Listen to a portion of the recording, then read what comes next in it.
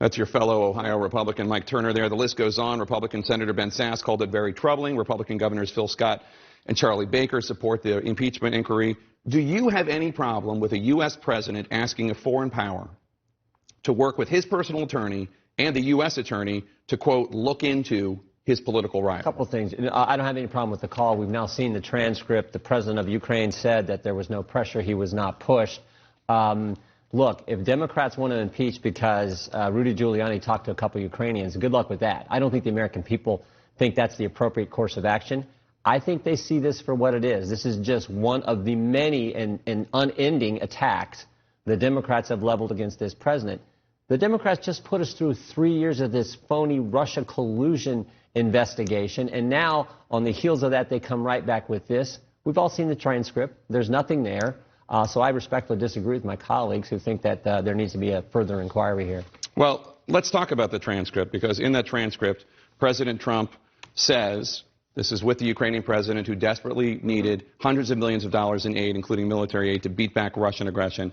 President Trump says there's a lot of talk about Biden's son, that Biden stopped the prosecution, and a lot of people wanting to find out about that. That's not accurate, but in any case, so whatever you can do with the attorney general would be great. Biden went around bragging he stopped the prosecution, so if you could look into it, it sounds horrible to me. Again, the description of the matters there is inaccurate, but you really don't have any problem with the president of the United States leveraging his power to push a foreign leader to investigate a political rival? What I have a problem is what the Democrats are doing. Understand what happened here, Jake. You had a bureaucrat who didn't like the president. Wait. What are you talking about? We know he didn't like the president. No, we don't know that. The Inspector General says there's an indicia of arguable political bias. That is Washington speak for this guy didn't like the president.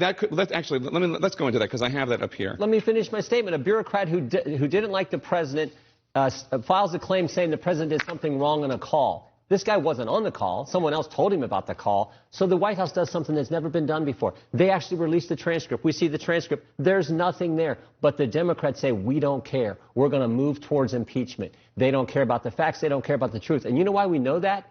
Because Nancy Pelosi did a press conference the day before and said she was going to move towards impeachment the day before she even saw the transcript. That just shows you these folks are bound and determined to go after this president no matter what. They put the country through 3 years of this false Trump-Russia collusion issue all the way through. And it was the Michael Cohen hearing didn't do it for him. The John Dean hearing didn't do it for him. The Bob Mueller hearing fell apart. The Corey Lewandowski hearing didn't do it for him. So now they come with this, the latest attack on the president. So there's a lot you said there. There's a lot of people that would look at what's in the Mueller report and say that's not nothing. But let's talk about today. Let's talk about today. You just described this individual, this whistleblower, and I'm really actually surprised, because I've covered whistleblowers when you were on the committee during the Obama years, and there was a lot more reverence for whistleblowers during that period from Republicans than I'm hearing today.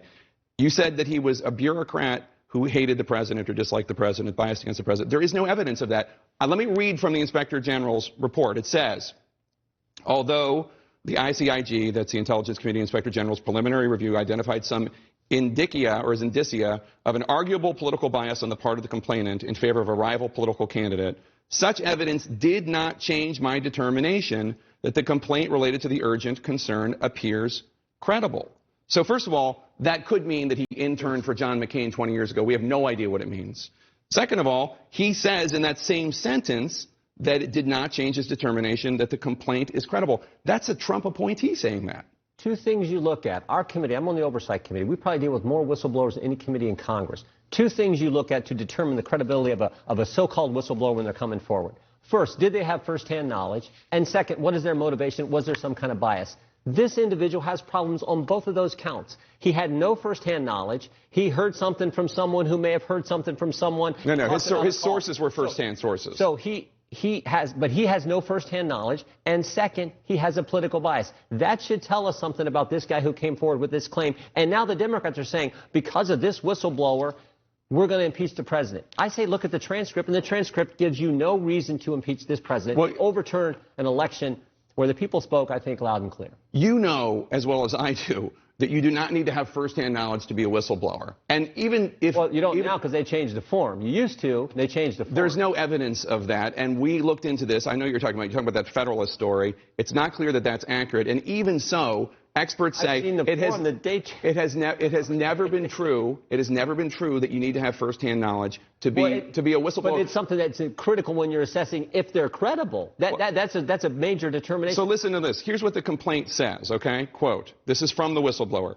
The president used the remainder of the call to advance his personal interests. Namely, he sought to pressure the Ukrainian leader to take actions to help the president's 2020 re-election bid. Now, the acting director of national intelligence, Joseph Maguire, another Trump appointee, just like the inspector general, was asked by Congress about whether or not the transcript matched up with the complaint. Here's what he had to say.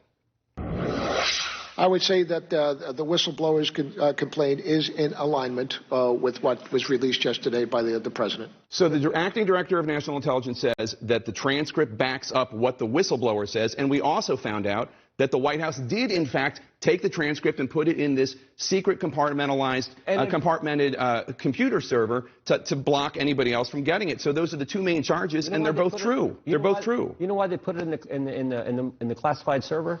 Because this administration, there was a study, Jake, right here, done by the Senate in 2017. More leaks in the first 5 months, state security leaks in the first 5 months of the Trump administration than any other administration. They should be putting everything in there. With folks around you who are leaking information, we remember the call to the former Prime Minister of Australia. Here's what it says. It is a fact that the Trump administration has been besieged by leaks at a level that far exceeds that of any other administration. I recognize you guys don't want the facts coming out. No. You got to protect from the leaks.